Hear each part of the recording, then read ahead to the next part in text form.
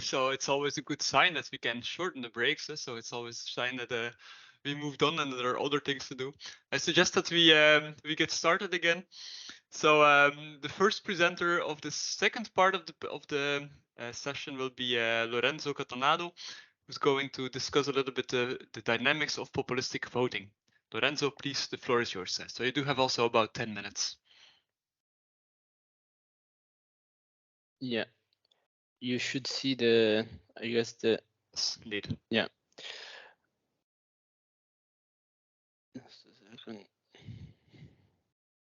Okay, we don't see it on a big screen yet, Lorenzo, so maybe Control L, then we see it on full screen. Yes, perfect, thanks. So hi everybody, yeah, I'm going to present this work done together with Christophe on the drivers of extremist voting, economic and cultural dimension. The motivation behind this work is that, as we all know, most of Western countries over recent decades have experienced a significant rise of extremist parties, often characterized by nationalistic and populist traits.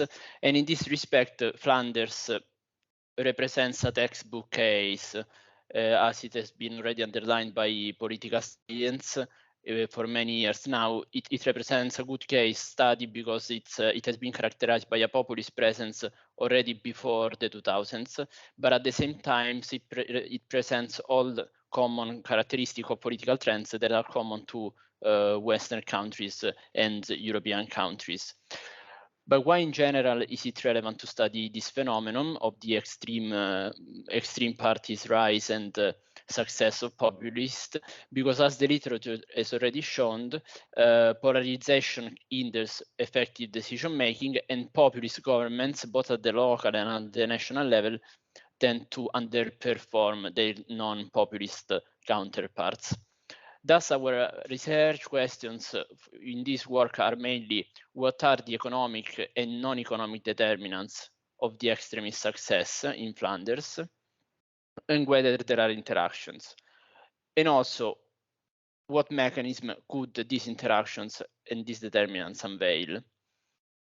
The work fits into the literature on populism mainly, which has already underlined the role of economic factors and non-economic factors behind the success of extremist parties, while there is still no clear consensus on the interaction between the cultural and the economic dimension. There are two main streams of the literature giving priority to the cultural factors, while others giving priority to economic shocks as triggers of any cultural developments. Therefore, to summarize, we have summarized the literature into two main perspectives on the electoral dynamics related to populism, which are the economic insecurity one and the cultural backlash.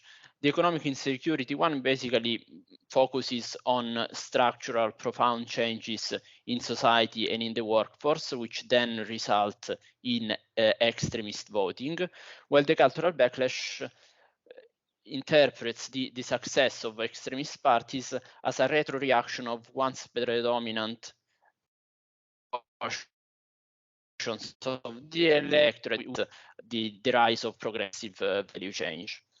In order to test these two main perspectives on the electoral dynamics of extreme parties, we are going to test four main classes of factors. So the economic factors to test the economic insecurity perspective, the immigration factor to proxy for the cultural backlash perspective, but we also add crime, which is specifically relevant in the case of Flanders, because the most important right-wing populist party, which scored its first successes in the 90s, built its narrative at the start on crime issues, so it was important to include it, but also some demographic factors in order to take into account also the literature just opposing rural versus urban cleavage in the electoral dynamics.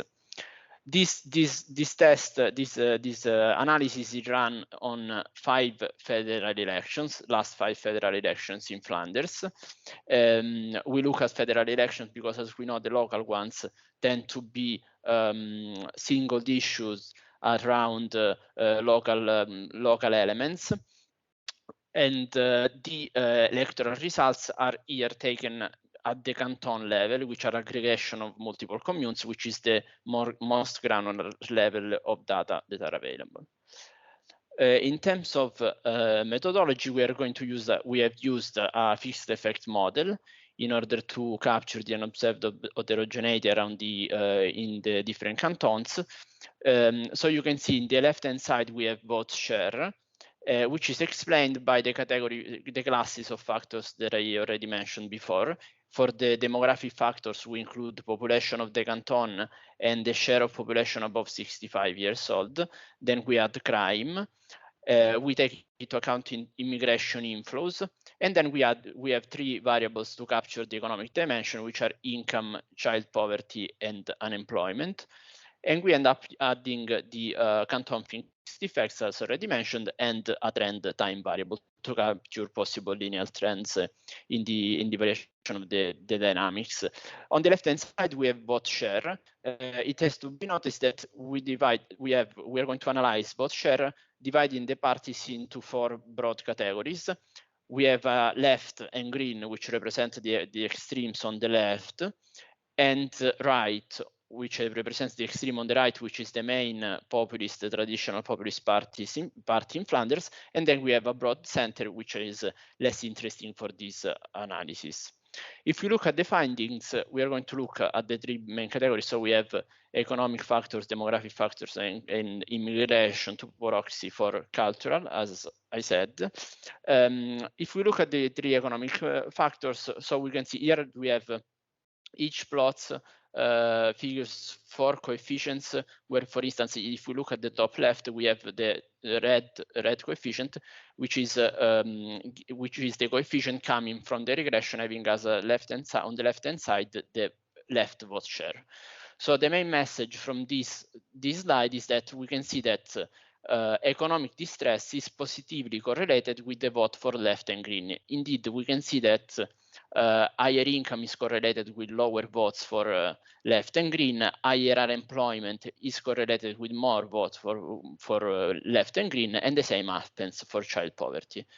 On the contrary, if we look at the dark blue coefficients, which are the coefficients coming from the regression having as an outcome variable the populist right vote share, we see that if we look at the unemployment, for instance, higher unemployment or higher poverty, child poverty, are correlated with lower votes for right, the populist right. So we can already get an hint that the worsening economic conditions are correlated with vote for extreme left, but not for extreme right, populist right. If we look at the demographic factors, we can see here that left tend to be more successful in larger cantons, while the opposite happens for the populist right, which is more successful in smaller cantons, and in cantons, if we look on the right-hand side, in cantons that have an higher share of population which is above 65 years old. Finally, we have crime and immigration.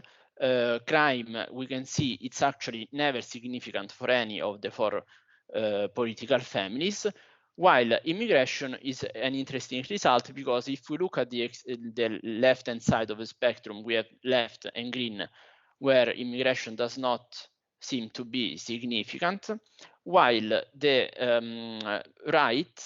populist right, its success is correlated with higher immigration.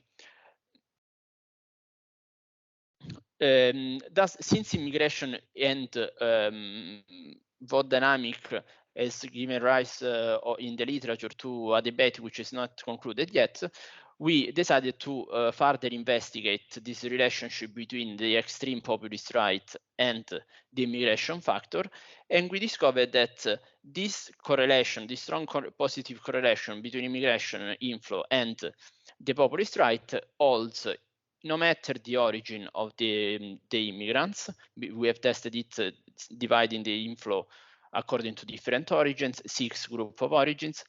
Then we have investigated whether there is an interaction between the economic context and immigration inflow. For instance, whether in presence of economic distress and an inflow interacted with an inflow of immigrants, what is the result for the vote share of the populist right? But actually, these results are never significant, signaling that there is no effect of economic distress on the voters' reaction on immigration. And we also complemented with an IP approach, which confirms this result, the correlation between immigrants inflows and vote share, increase in vote share for the populist right. These are further robustness checks that we have run and are present in the paper, which strengthens the solidity of our results. So to conclude and to stay possibly in the time that I was given, and so we have what the results of this paper suggest is that while economic factors, they are relevant, they do not support the economic insecurity perspective, because as we have seen, rise in the vote share of populist right is not connected to this economic distress, while there is a strong effect of immigration, which tends to rule out the contact hypothesis theory, according to which higher contacts with foreigners and with immigrants should improve the relationship with natives. Therefore, what we can recommend in terms of policy recommendation is that on the economic dimension, we can say that we should possibly reassure natives about their social rights and entitlement in order to moderate their feeling of threat that they tend to attach to newcomers. And on the cultural dimensions, which should encourage smooth intergroup contacts, so to mitigate hostility towards the newcomers. So that's it. Thank you.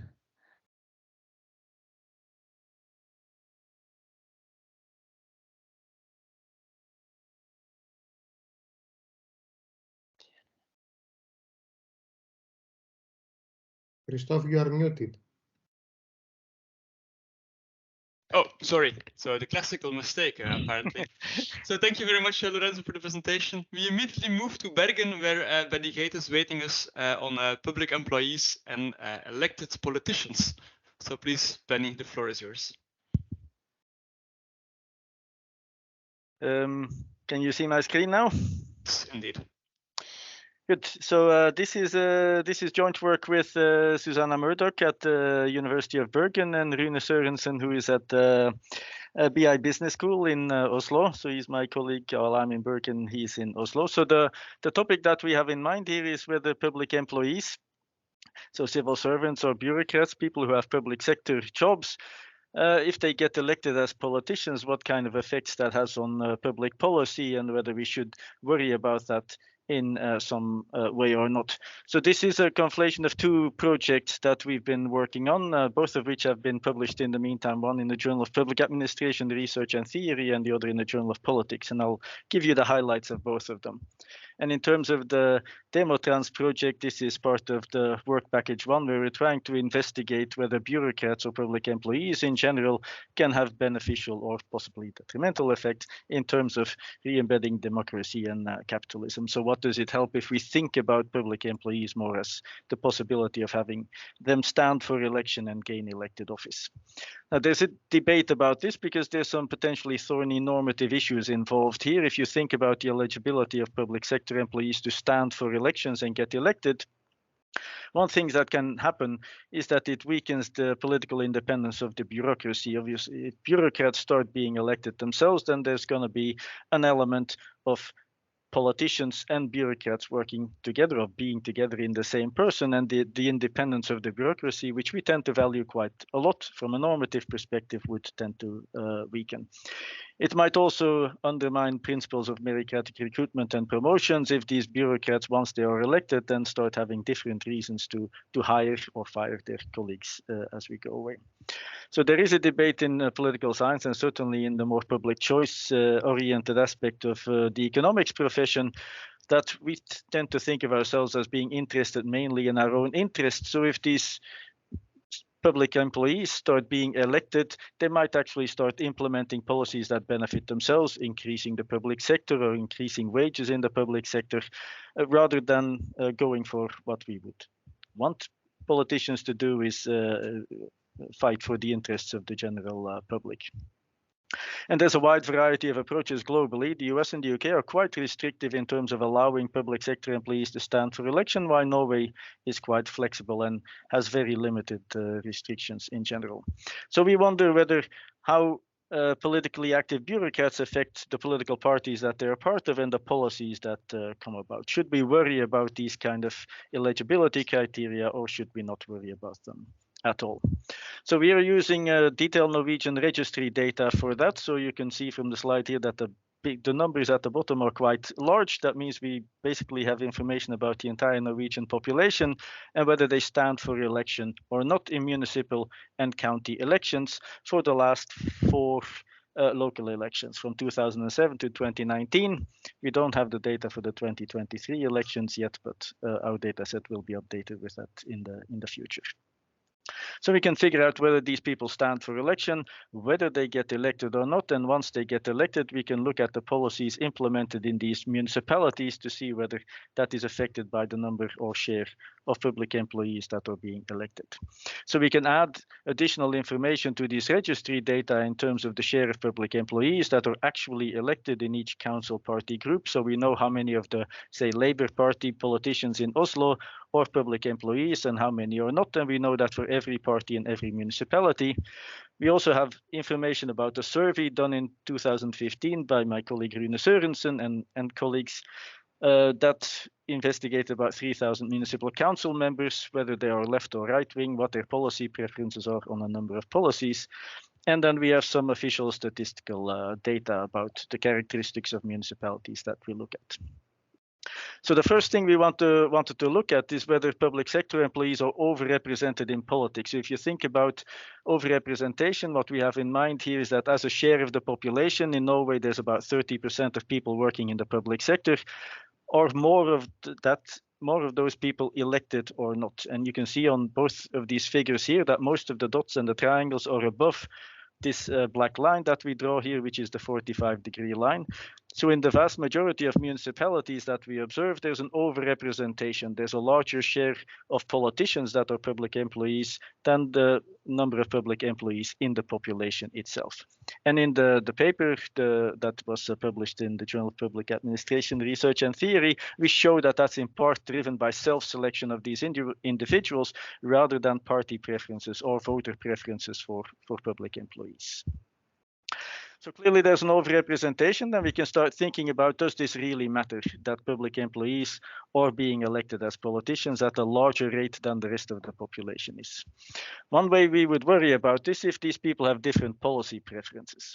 So the picture that I show here is for the various parties that we have in Norway, is the difference in the left-right position of public employees in the light gray versus private sector employees in the dark gray. And you can see that there's large variation across the parties in their left-right position, with the left-wing parties further to the left and the right-wing parties further to the right.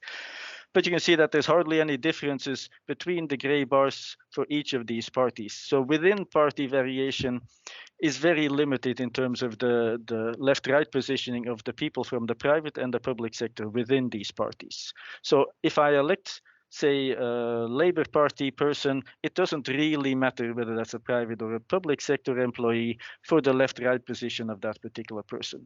And we can know from the survey that the same is going to happen in a number of policy areas, such as their opinions about property taxes, municipal mergers, local spending levels, and so on. So there's hardly any variation. There's lots of variation across parties, but very, very little variation within the parties. So that's one indication that this is not going to matter too much, that there's an overrepresentation of civil servants or public employees in elected offices. The second thing we can think about is, obviously, when we have these parties, if there's more public employees within a party, it might actually shift the policy of the party as a whole. So we can think about that and look at if each of these parties has more public sector employees. So the analysis you see here, we just look at the share of public employees within each party. So central government, municipal government, county government, public employees, everything is relative to the public sector employees here. And we do see some significant effects. If you have more people working for the central government in your party, then the party shifts slightly to the left. But the effect size here, you have to think about an 11-point left-right scale.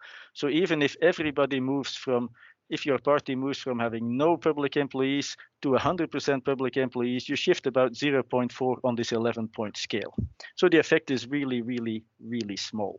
So there's at best very small movements in the party positions here, which again suggests that public sector overrepresentation in politics is not going to be a major concern here. And then the final thing that we looked at is look at regression discontinuity design, where we look at narrowly elected public employees when they were in a race for the last seat in the local council between a private sector employee and a public sector employee. So having this one additional public sector employee, does that really matter for policy outcomes? And we looked at total spending. We hardly see any effects here. They're even slightly negative, while if we really worry about public sector employees wanting to increase the size of the public sector, we should have strong positive effects. We can rule strong positive effects out here quite substantively. And we see the same thing for public sector wages. They hardly have an effect from a narrowly elected additional public employee.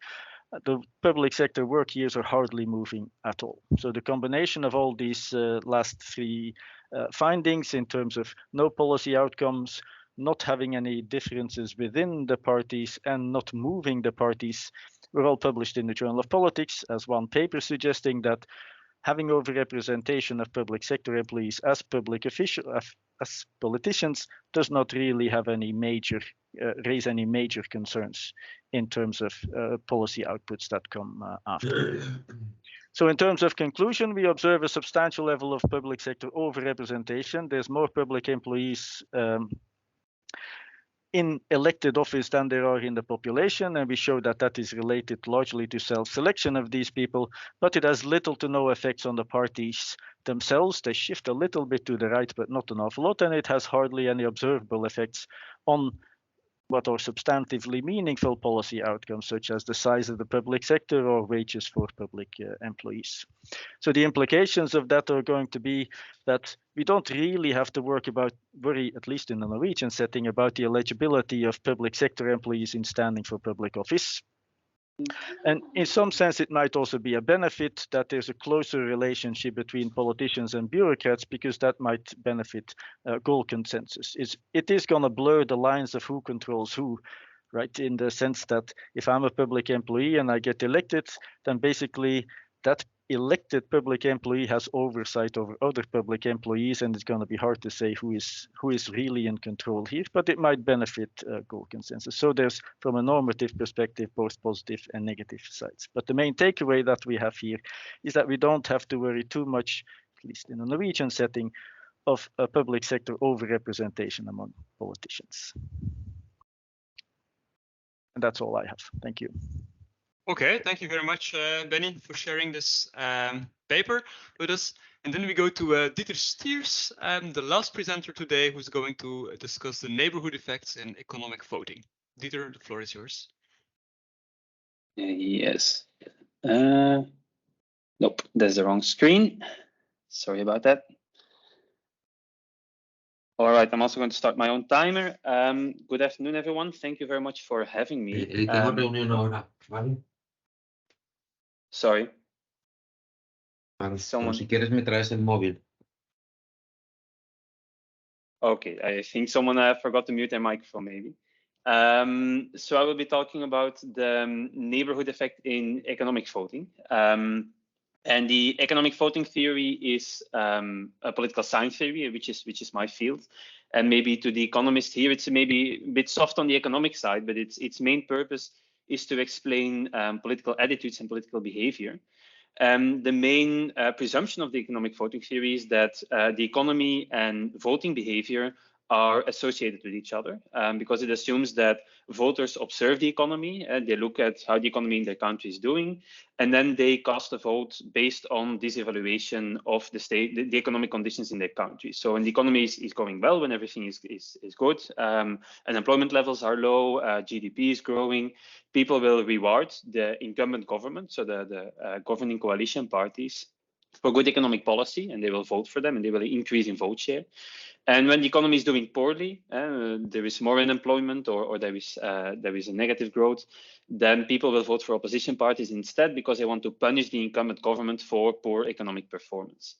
And this is a mechanism that we look at from a political science point of view as normatively desirable, because of course, by voting according to the performance of incumbent governments, we incentivize governments to conduct good policy, because otherwise they will be voted out of power. So they're really incentivized to take into account people's wishes, people's demands, and to perform well. Now, we can investigate this on an aggregate level, looking at objective economic indicators and looking at official electoral results. But of course, the mechanism, the causal mechanism, is on the individual level. Individual voters need to see how the economy is doing in their country, and then they need to use this evaluation and express it with their vote. So that's why we are looking at individual perceptions, and specifically individual perceptions, people's own perceptions of how the economy of the whole country is doing. But then, of course, we wonder, how do people actually observe how the economy of their country is doing? Do people know that? Are people actually informed about the economic conditions in their countries? Where do they get their information? Do they get it from the government or governmental agencies? Maybe international organizations that publish reports, but I don't think we really can expect people to read all of that. Or maybe from the media. And our expectation in this paper is that people actually look at their direct environment and the economy in their direct environment and infer from that how the economy of the whole country must be doing. Environment can mean different things, can be someone's social environment, someone's friends or family. How are they doing economically seen? Do they have a good job? Are they happy? Occupational environment, how is my employment sector doing? Or the geographical environment. How are the people that live around me when I walk to the streets? What do I see? Are a lot of houses for sale and so on? My neighbors, do they have a good job? Are they happy? And that's what we will be looking at here. And we look at the economic conditions in someone's direct geographical environment and how this affects their perception of how the economy of the country as a whole is doing. And the main argument here is that, of course, it is difficult to perceive the national economy, how the whole country is doing. So people use their direct environment as a heuristic, as a cognitive shortcut. And they say, well, which is the availability heuristic argument, the information that I have available from my surroundings, the people around me, that needs to be informative for how the whole country as a whole should be doing. It's tangible, it's easily accessible. People can actually use that information and then infer from that how the rest of the country should be doing. So based on that, based on the availability heuristic, and then this economic voting theory that says when people actually have this perception of how the economy is doing in their country, they will vote accordingly. They will either reward incumbent parties for good economic policies if things are going well, or they will punish them for bad economic policies if things are going poorly. We have two specific expectations, which is first of all that local unemployment levels, so the unemployment levels of people's direct geographical environment, are associated with people's perception of how the economy of the country as a whole will be doing, because people make this kind of extrapolation of this information. And secondly, that these local unemployment levels are also associated with electoral support for the incumbents on a national level, because people think, well, things are going well here, they must be going well in the whole country, and therefore the incumbent should be rewarded for conducting good economic policy. So how do we test this? We use data from 3 recent elections, survey data, 2009, 14, and 19. We also have a small analysis on the aggregate level because the data were available, so why not? But our most important focus is on the individual level, in which we look at the municipalities where voters live by asking people in a survey their postal code. In 2009 and 14, in 2019, we were not allowed anymore to ask for a full postal code because of the GDPR regulation, and we only could ask the first 2 digits, which means we have somewhat larger postal regions that we need to use, but it's still a very small, a very low level of aggregation that we can use here in our study. So we have 2 dependent variables. First of all, people's perception of the national economy. We use a retrospective sociotropic perception, which means we ask people, if you look at the past 12 months, the last year or so, how do you think that the economic situation of our country, Belgium, has changed? Has it improved or has it actually worsened? And then we look at the vote choice of these people for the national level in the years that there were national elections, and on the regional, the Flemish Walloon level in the years that there were regional elections, which is now 3 years. And of course, in Belgium, this regional level is also quite important. It's not like in other countries that people don't really care about it. It's still quite important in Belgium as well. Our main independent variable is the unemployment rate. And you can see here 3 maps for the 3 years we look at, the distribution on the municipal level of unemployment. And most important is that there is quite some variation in this. So this variation we can use in our models. We also looked at change in unemployment rates, but those results were a bit off because actually changes in unemployment are quite stable between municipalities, which means that there is not a lot of variation to use. So therefore, I will focus on unemployment rates here. And we have basic random intercepts models that we use here. But so first we did a small aggregate level model, just because we could, and we thought it would be interesting to look at this as well. So we just look at the unemployment rates of a municipality and then the share of votes for the national incumbent within that municipality. And the most important is, of course, the first row, which is, we have a bunch of control variables in this as well, and we have some additional robustness tests, but it's mainly about this unemployment rate. And we see here the negative association that we expected, that even in 2019, when the unemployment rate increases with 1 percentage point, the incumbent vote share within the municipality will decrease with more than a percentage point. So that's actually quite a big effect, showing that people hold national incumbents accountable for how the economy is doing in their local environments, because they extrapolate from this the information about the state of the economy in the country. But then turning to the individual level, we looked at whether or not people get more optimistic or pessimistic about the national economy directly when their environment is performing well or poorly in an economic sense.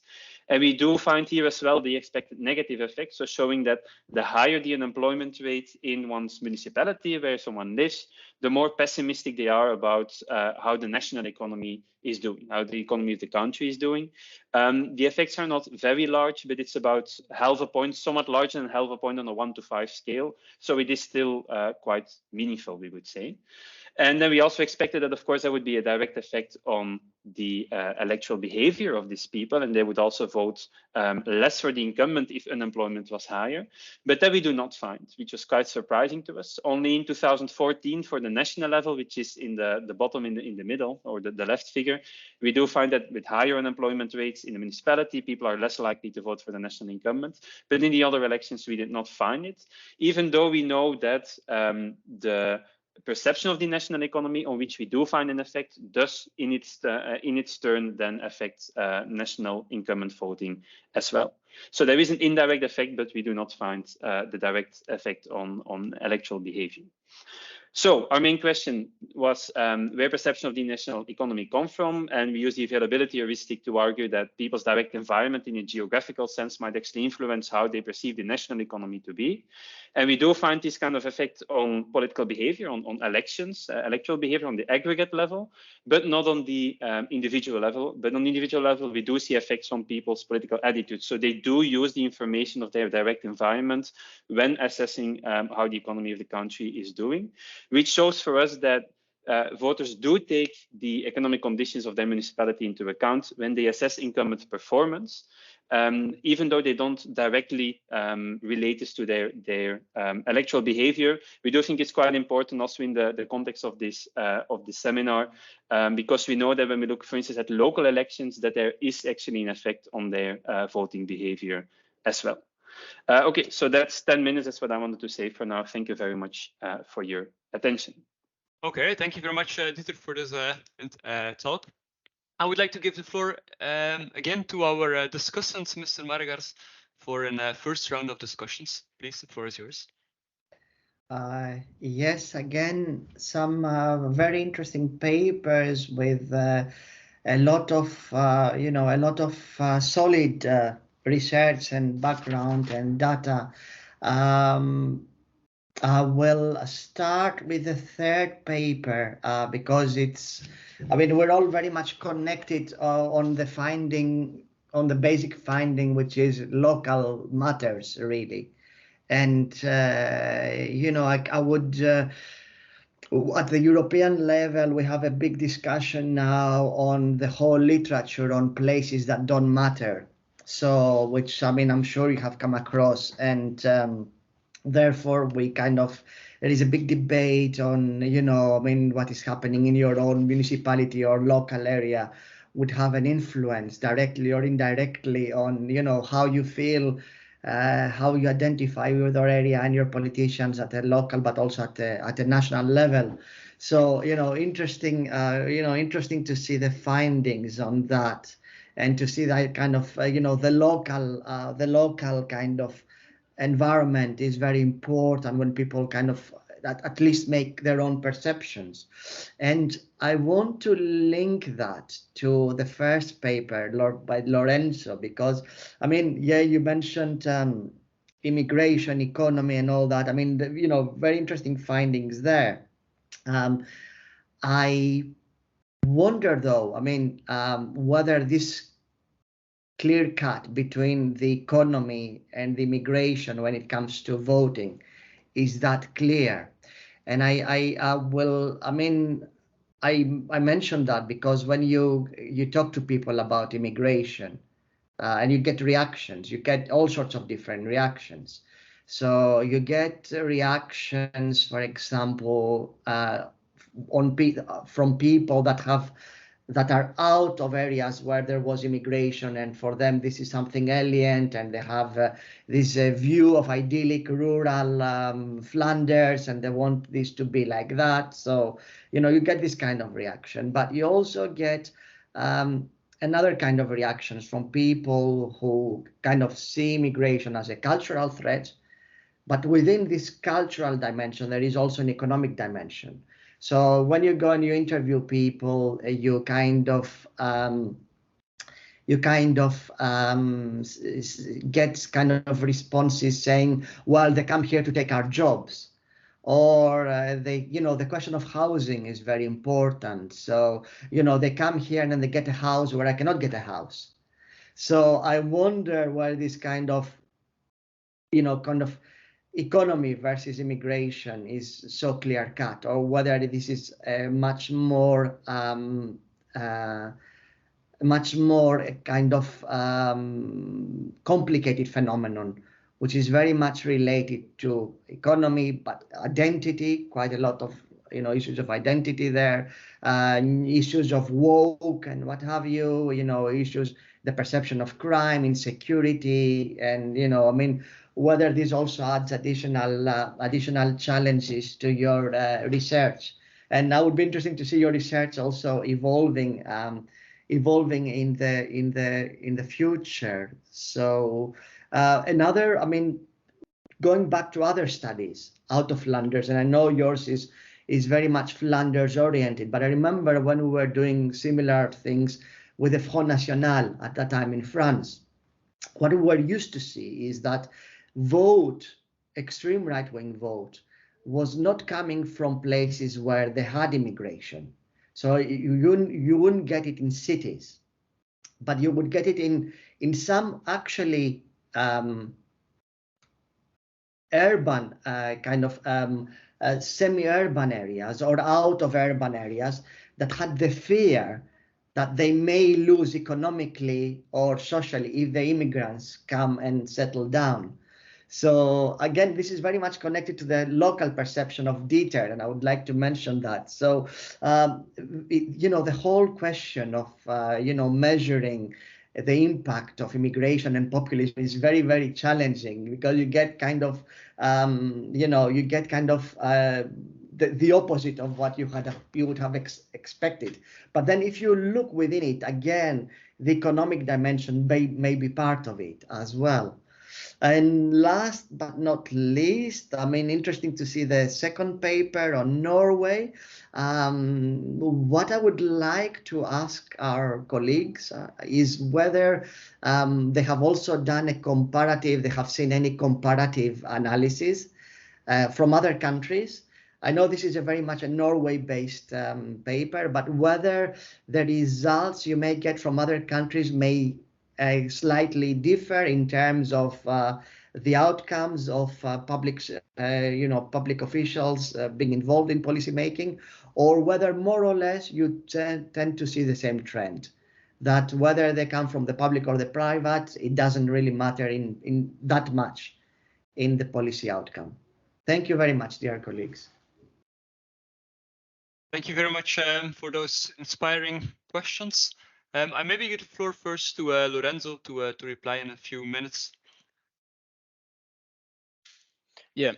Thank you very much for the comments, and yeah, I do agree that it's a multi-dimensional phenomenon, but indeed the challenge with this work was to try to disentangle it, but it's super difficult to do it. What we can, I do agree that probably the economic dimension is always there. Also from other papers and from the literature. What I was thinking now, listening to your comments and to the work that the last paper that was mentioned also about perception, is that, so from our paper we can see that there is no if we look at data, we don't see interaction between economic distress and the reaction of the electorate to inflows. So we say, okay, maybe immigration, the economic dimension is not there, but actually I do agree that maybe it is there, but through the perception side, so through the cultural issue. So yes, there is the threat dimension. We do see that people that might, what we can conclude is that people might consider the inflow as a threat to their current status. And indeed, also to add something that we did not show, but that it is in the paper, we do see that the reaction, so the increase for the extreme right, doubles in cantons that are more homogeneous before the inflows.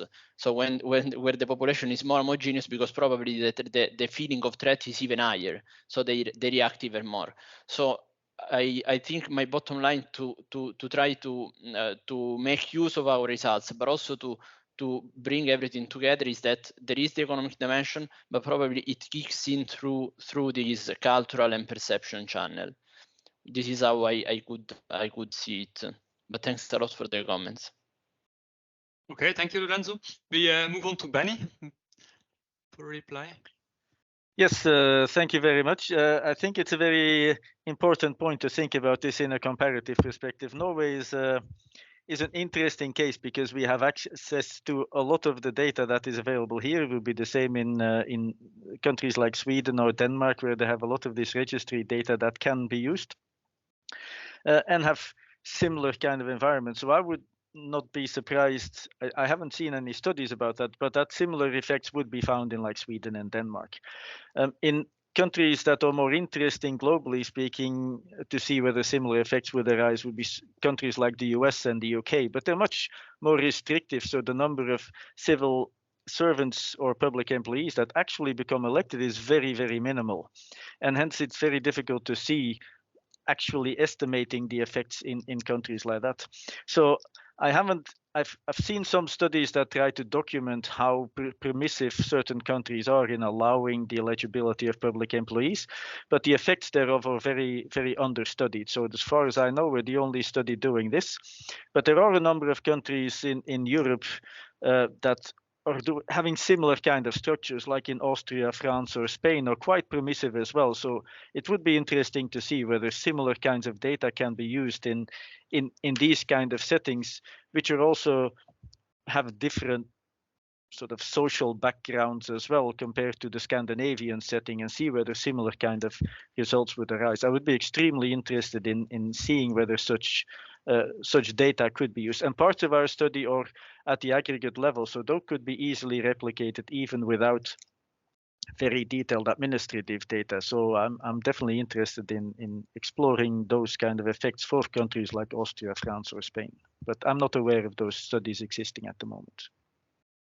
Okay, thank you. So a lot of work to do, Benny, for you to extrapolate all of the research findings to other settings. So then finally, we move on to Dieter.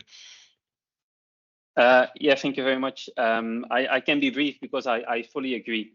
So indeed, it will not be as clear cut, and especially the economic and the cultural dimension will be intertwined. I also agree with Lorenzo's responses. We have looked at something, we actually gathered the data also about immigration, different backgrounds, which countries people are coming from, to do something similar to what Lorenzo is doing, but only with the immigration dimension, so not the comprehensive model with the different dimensions. So I think now we will have to look for a way to kind of combine those in the model, or try to figure out which one comes before what, or how, what share of variation they share, which effects go through what, and to what extent the dimensions also have a separate independent effect. But I agree that there cannot be a clear-cut division between the two. So we get a broader view if we actually can include both of them. So I've been thinking of how to do that. Thank you. Okay, thank you very much.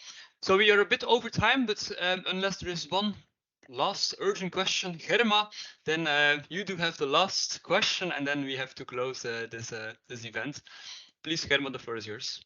I'm so honored. I'm going to be short. I thank very much those papers. Actually, I think they might be more interesting than the ones we had in the morning, in the previous session, including mine. So what I think I have I'm going to make it short. I have an issue about how do you define populistic voting, because I know populists in the far right, in the far left, and also in the moderate parties. If you look at the pension systems in most European countries, you see that most mainstream parties are over populist, because basically they are making the next generations pay for them. So what actually, this is the golden question, or the platinum question: what is populism? I mean, is it everybody welcome from abroad populism or not? Is it do not worry about pensions, productivity, and taxation will solve it, populism or not? So didn't you have a problem of self-selection because the way you define populism? Because you define populism related with parties that are reluctant to immigration. But is this a valid setting overall? Is this just about a specific populism in Flanders or what? Okay, so who wants to respond to the broader question? What is populism? Lorenzo, Dieter, or Benny? Lorenzo, maybe you can answer how we define it. I can give the neutral answer. So we did not want to invade. No, I did not want to invade the political scientist field, but we just took the manifesto, as Takis was saying, we took the manifesto project definition, and we took the Flemish political scientist literature where they broadly define the extreme right party, which is basically the same for the last 3 decades as the main populist actor. So we did not go into the definition, but we took it from the field that should be supposed to be the experts. But I would leave the floor to Dieter if he has better. I'm afraid we would be here for a very long time if I would have to go into that, because there is indeed a whole subfield within political science that was concerned with this. It was a very big topic in the last maybe 15 years. It's now switched to polarization, but populism is still very much there. But just pragmatically for Lorenzo, I'm not sure you really need this populism label, because your results are also very interesting if it's just about voting for the extreme right without actually having that specific label. I'm not sure that indeed it's worth having this whole debate or discussion if it's not really necessary. I think that the results are very interesting in their own right. So maybe that would be a pragmatical way out. Agreed. Okay, so being pragmatic, it's sometimes a good skill, even in academics. And so definitely if we would like to bridge academia towards policy making. So I guess that's a nice final word, Dieter, and a nice final response. So thank you very much, all of you, for presenting your work, for being here, for the questions, for the efforts. And definitely looking forward to meeting you on the occasion of the DemoTrans, the next upcoming DemoTrans event, which is on March 14th and 15th in Leuven. So Germa, you will be definitely there, but it would be nice. Yeah, and of course also the DemoTrans members like Benny, like Lorenzo, Takis, Giovanna. But all of you are definitely also invited to discuss with us. During those 2 days, we will discuss a little bit the progress in the project, but also overview the different papers that we have and link it to policy on how can we target policymakers. So I'm definitely interested also, Mr. Maragas, to see if you see connections on how to improve our connections towards the European Commission, for instance, or towards the Parliament.